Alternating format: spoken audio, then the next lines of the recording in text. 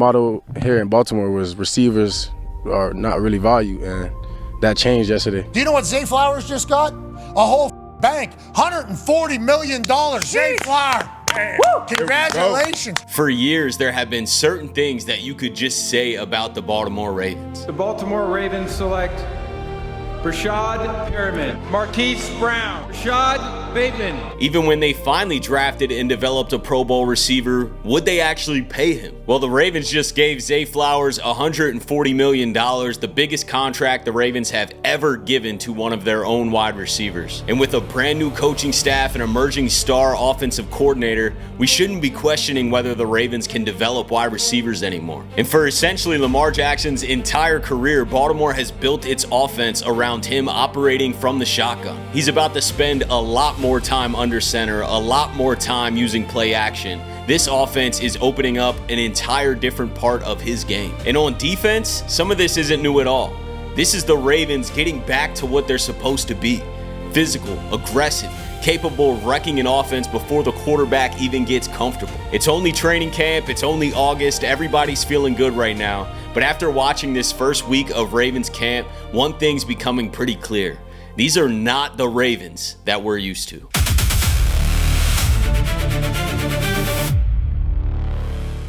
The Ravens have been trying to figure out how to draft, develop, and retain wide receivers since the inception of the franchise. I mean, they've really never been able to do it. We've seen plenty of good receivers come through Baltimore, Anquan Bolden, Steve Smith, Derek Mason, but those guys established themselves prior to coming to Baltimore. The Ravens get them on the back end or only have them for a few short years. The best receiver that the Ravens have drafted and developed is Torrey Smith, but even Torrey Smith didn't see himself have a lengthy career in Baltimore. The Ravens have been drafting first-round receivers for a while now. They've taken a lot of stabs. Rashod Perryman, Hollywood Brown, Rashod Bateman recently. The Ravens just could never seem to draft a receiver, develop him into a star, and then reward him with a massive second contract. Until Zay Flowers. Now, there's a lot of credit that we need to give specifically to Zay Flowers, too, because he's put the work in. He is an outlier in this situation. The Ravens have a ton of receivers that they have drafted and tried to develop, and none have led to a contract like Zay Flowers just got. $140 million 4-year extension, $108 million guaranteed, and he's worth every single penny. This is fair market value for a wide receiver of his caliber who's been increasing production every single year, was second in receiving yards in the AFC to only Jamar Chase, was 7th in the NFL in receiving yards on only 118 targets. That's a lot less than the rest of that group was getting that's ahead of him. So if Zay gets even more targets, I think you would see him in the top 5 receiving stats in the entire NFL. And Zay did this with the old coaching staff. He did what other receivers weren't able to do. So that's why I want to give Zay Flowers a lot of specific credit. But I also think the Ravens are operating in a different way. You know, in the past, we may have seen the Ravens not want to give out this much money to an offensive weapon because they never do. We've never seen the Ravens pay a receiver $35 million or anywhere even remotely close to that. This is fair top market value right now for a receiver of Zay Flowers' caliber. The Ravens usually would say, hey, we'll keep you. We'll pick up your 5th-year option, and you can go test free agency and cash out, and we'll keep drafting more and hoping that we can, develop a guy into a Pro Bowl receiver and keep that pipeline going because receivers are making too much. The Ravens usually try to save money and pay, guys on defense and stack up in other positions like safety that they may be able to pay a little under market value for. I think we got Kyle Hamilton on an incredible deal. The Ravens are usually savvy about their finances and don't want to toss out fair market value to wide receivers, which are some of the most paid guys in the NFL right now, but they broke the mold. They did it for Zay Flowers. They're operating a bit differently, not only from a coaching staff perspective because they cleaned house, but also from a front office perspective. Now, would they have paid a guy in the past if it really worked out, if they had Zay Flowers production? Probably, but it never ended up happening. Nobody ever went off off like Zay did and was just increasing production year after year and getting better year after year. That's why I want to give a lot of credit to Zay, but I also want to, shed light to the fact that the Ravens are operating differently right now and have paid, finally, a weapon for Lamar, a guy that he trusts and is close with. And, they're from Florida together, South Florida specifically. They're from the same area. This is a guy that Lamar trusts and wants to be on this team. He's a weapon. He's one of the most elite separators in the entire NFL. And I think it was so smart and shocking in a way too, though, because we've never seen it happen. And I'm just so glad that the Ravens finally paid for a weapon for Lamar, kept him around in Baltimore for a while, and it's amazing that it's somebody that they actually drafted. A homegrown wide receiver in Baltimore got paid. And Zay Flowers is only just the beginning of this wide receiver contract, because the question is still out there, can the Ravens develop wide receivers? That's an old narrative that still kind of exists because, like I said, Zay Flowers is an outlier, but I don't think that narrative should remain. We have an entirely new coaching staff.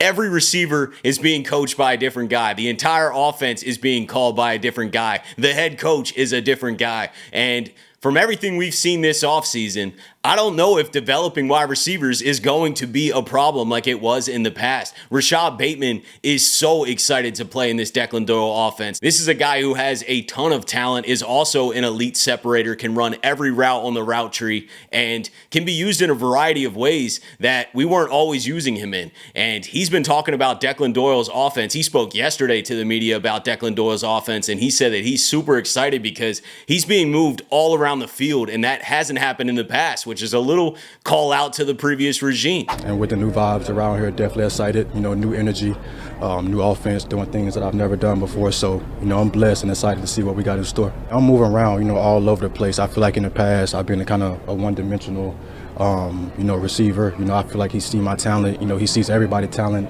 A lot of guys moving around, and we're playing all strengths right now. So I think it's a lot that we all get to show. I'm excited to see that. And we just drafted two receivers in the 3rd and 4th round, Jacoby Lane and Elijah Surratt, who historically a receiver that was drafted in the 3rd or 4th round for the Ravens would end up playing special teams and being a 5th or 6th wide receiver on the depth chart. But there's a guy already emerging out of that group that is making plays with the starters almost every single day in camp. Jacoby Lane has a highlight catch with the ones. He's being thrown balls by Lamar Jackson. Lamar Jackson is developing trust already with one of those receivers, and the Ravens have never had that type of receiver. Declan Doyle was just talking about Jacoby Lane, and he said that he reminds him a lot of Michael Thomas. What we thought about him just continues to show up, and that is, he's got this huge catch radius. He's got great hands. He's very sticky. He's a very different player than like the guy that I was around that his hands remind me of is like Mike Thomas. Mike Thomas had these strong hands where he could pull it down and away, and you threw it in the vicinity and you felt like he was going to go get it. There's a lot of that feeling. He's a very friendly guy to throw to. Jack is working extremely hard to learn all of it, and I'm really happy with that progress. Every single day, like he grabbed me right before we came off the field and he's like, "Hey coach, I messed up, this." And I'm like, "Hey, you recognize what you made a mistake on. Now the next step is let's fix it before that happens." And so for a lot of young guys, like, it's Jack, it's any of our rookies, we're asking them to be very detailed. We're asking them to, play at a very high level from an IQ standpoint and seeing the defense and those things changing what they might be doing and responding to. And I've been really happy with how all of our guys are stressing to try to grow in that area. For the first time, maybe ever, the Ravens have every type of receiver on this depth chart that you would want in an offense that can be multiple and versatile and create a lot of mismatches. You have the elite separators and route runners in Zay Flowers, LaJohntay Wester, Rashod Bateman, and then now you have bigger bodied receivers in Elijah Surratt and Jacoby Lane. You have top-end speed that can stretch the field in Tez Walker. The Ravens have every skill set you would want in an offense. They just have to develop it. They have to go out there and execute it this season. But this is different. The Ravens are operating differently. They drafted heavily on offense. They drafted heavily on the offensive line in the 1st round, getting Venga Ioane. They then get a 3rd and 4th round receiver, which, like I said, has different traits than they usually go for, and traits traits that we needed. We heard from multiple players throughout the press conferences in this past week say, we ain't really had a guy like Jacoby Lane. Like, this guy's different, man. Like, he's going up there and getting it over everybody. Marlon Humphrey was saying, Lamar's throwing these balls way up in the air, and it's shocking that Lane can go up and get that. We've never had that type of receiver on the Ravens. And with an entirely new coaching staff, it's unfair to look at the past coaching staff and just assume that the Ravens can't develop these receivers and that they can't play a role in this offense. I think you could toss all that out the window. The Ravens are a lot different than we've known. And it's not just the offense. This defense is going to look a lot different, specifically the pass rush. Now, this one needs a little context because the Ravens have had successful pass rushers in the past. The Ravens have had a lot of successful defenses, most recently in 23, led by Mike McDonald, who just won the Super Bowl with the Seahawks. The Ravens had the #1 defense in the league. They had the Triple Crown, least points allowed per game, most turnovers in the NFL, most sacks in the NFL. But what did they not have? A star pass rusher. The Ravens would do a great job of rushing smart, rushing collectively. Mike McDonald schemed up a lot of great simulated pressures that had guys like Clowney and Kyle Van Noy, and obviously Madubuike was there healthy in the middle, which was a big deal. But you had those guys getting to the quarterback collectively. I don't think the defense then was as talented as it is now.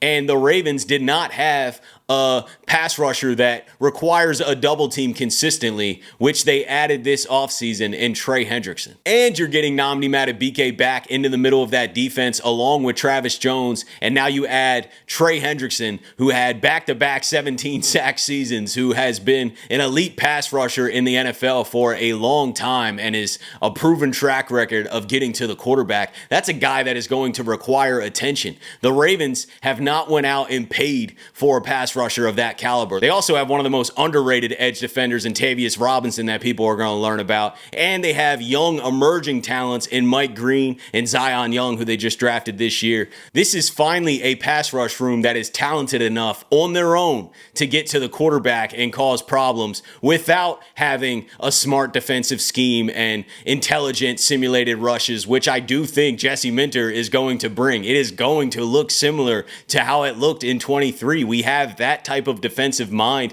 as our head coach, but then you also, the difference between 23 and now is you went out and invested, draft capital and Mike Green and Zion Young, both in the second round. That's high draft capital investment. And then you went out and spent top dollar going out and getting one of the elite pass rushers in Trey Hendrickson. They are going to get to the quarterback this year. And the last thing I wanted to touch on, which might be one of my favorite developments of training camp, is Lamar Jackson under center a lot more. We saw it in the stadium practice. We hear it in the press conference constantly. Lamar's asked about it constantly. Declan Doyle's asked about it constantly. There's going to be a lot more play action in this offense, and Lamar's going to be under center a lot more, which makes a ton of sense. Not only is a lot of the league going more under center now rather than playing in the shotgun, it's such a disguise when you have a running back like Derrick Henry and a quarterback like Lamar Jackson. You can give consistent run looks to the defense, and Lamar can keep it and have a lot more space in the pocket because there's no way that the defense isn't at least focused if Derrick Henry gets the ball or not. It's stressing their eyes and mind constantly to know who has the ball. Lamar Jackson rolls around, keeps the ball close to his chest. You don't know if Lamar's taking off running. You don't know if Lamar's instantly going to pass downfield. You don't know if Derrick Henry's got the ball. There's things to look at and evaluate, and I think that this offense being under center more is such a smart evolution. And it's a smart way to play football when you have the talent that the Ravens have. It's going to make everybody's job a lot easier because the defense is going to be thinking a lot more. And nobody knows exactly what this Declan Doyle offense will look like. We know he's going to be under center more. We know there's going to be more play action, but we don't know what the route concepts are and, how much motion that they're going to use. And we heard all camp the importance of cadence and how much Declan Doyle is trying to use cadence as a weapon. The Ravens already have a ton of talent on offense. They upgraded the offensive line, and they got 2 Hall of Famers on offense. Lamar Jackson and Derrick Henry should be unstoppable. And it's just smart to give the defense more pictures and make the Ravens' tendencies harder to identify. And the Ravens are going to do that a lot more under Declan Doyle. You don't need to reinvent the way that we play football or the way Lamar Jackson plays football. You need to give the defense more to think about. So what's all this even mean? We haven't even played football yet. How are the Ravens so different than they've been before. When I say these aren't the Ravens that you're used to, I'm not saying that Baltimore has abandoned everything that made this franchise successful. I think it's the opposite of that. I think they evolved in areas that they needed to evolve in. We needed to pay a wide receiver that deserved it. We needed to have a wide receiver break the narrative of we can have a successful star Pro Bowl wide receiver in Baltimore. The Ravens aren't reinventing everything they've ever done. They're just evolving and expanding Lamar's offense instead of simply asking him to do similar things that he's done in the past. Defensively, they're loading up on pass rushers and trying to reestablish the physical standard that this franchise was built on. And this team still has all the questions in the world to answer, just as every team in the NFL does. But after the first stretch of training camp, I'm starting to understand what this vision of the Ravens is about to become. And I think that's what makes this season so interesting, because some of the things that we thought we knew about the Baltimore Ravens are just not true anymore.